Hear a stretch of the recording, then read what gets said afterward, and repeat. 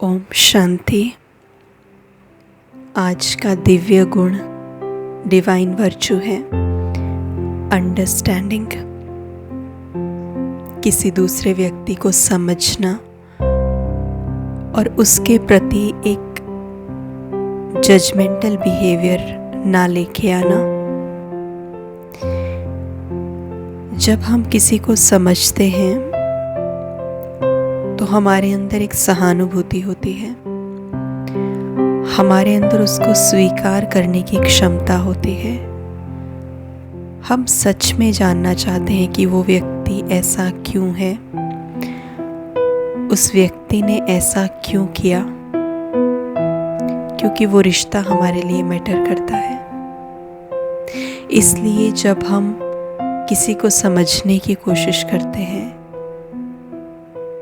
तो हम बड़ी पेशेंस के साथ, धैर्यता के साथ उसको सुनते हैं।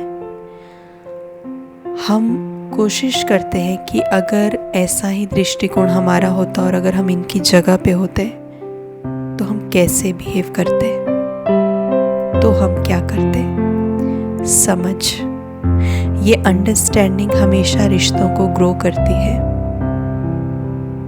लेकिन दूसरी तरफ है जजमेंटल बिहेवियर, किसी को जज करना। उनका स्वभाव ऐसा है, उनका संस्कार ऐसा है, उनका स्वभाव, उनका संस्कार हमारे से अलग क्यों है, हमारे जैसा ही होना चाहिए, क्योंकि हमारे जैसा होगा तभी वो सही है।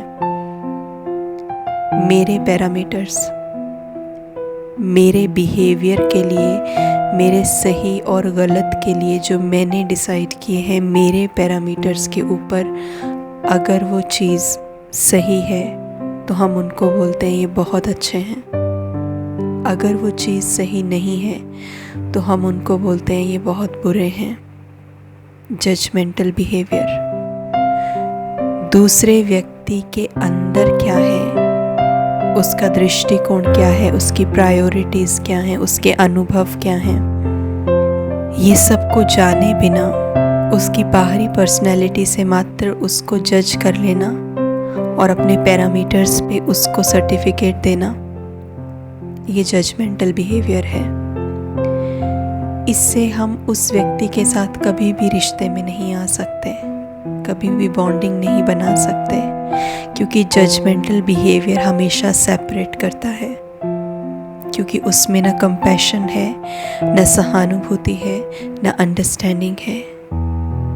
किसी भी रिश्ते को बनाने के लिए प्यार की ज़रूरत तो बाद में पड़ती है, लेकिन सबसे पहली रिक्वायरमेंट है अंडरस्टैंडिंग।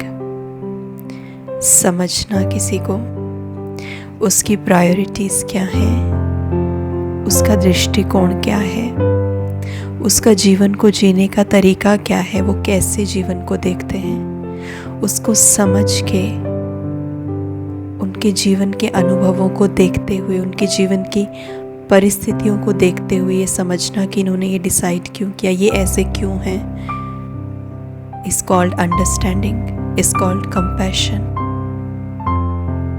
ये जानते हुए ये ट्रस्ट करना कि, और ये एक्सेप्ट करना कि एक आत्मा जो दिल से बहुत अच्छी है वो भी कभी कभी गलत डिसीजन ले सकती है, वो भी कभी कभी लो एंड पे जा सकती है, वो भी कभी कभी अपने डिसीजन में थोड़ा बहुत गड़बड़ ऊपर नीचे कर सकती है, बिकॉज नोबडी इज़ परफेक्ट।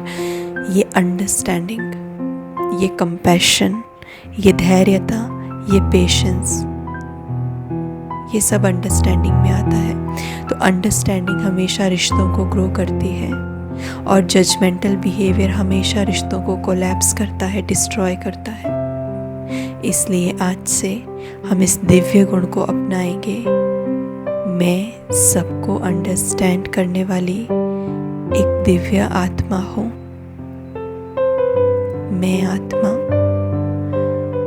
सबको अंडरस्टैंड करती हूँ, सबके दृष्टिकोण को एक्सेप्ट करती हूँ, उनको समझती हूँ, सबके लिए अपने भीतर सहानुभूति रखती हूँ। I am a compassionate soul. I accept all. मैं सबको एक्सेप्ट करने वाली, अंडरस्टैंड करने वाली, स्वीकार कर लेने वाली